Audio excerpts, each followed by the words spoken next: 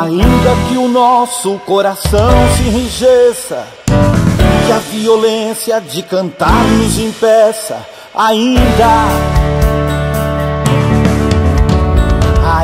que dúvidas nos assolem e nossas palavras a ninguém consolem, ainda precisamos proclamar que nossa fé está em Deus. Precisamos proclamar que nossa fé está em Deus, em Deus.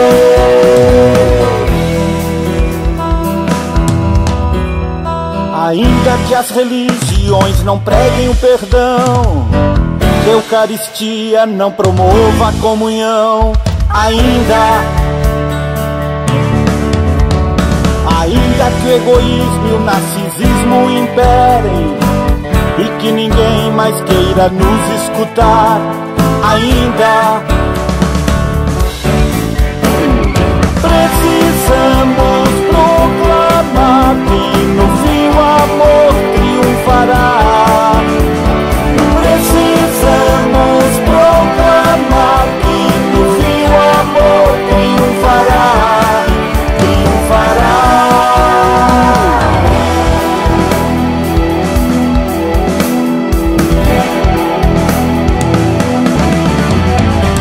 Não podemos descansar enquanto não criarmos um mundo de irmãos. Não podemos abandonar o sonho de Cristo em nosso coração.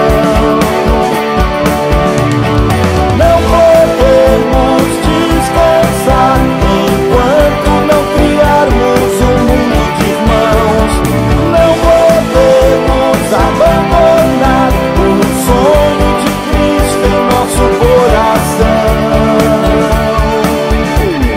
Um só rebanho e um só pastor, um só rebanho e um só pastor.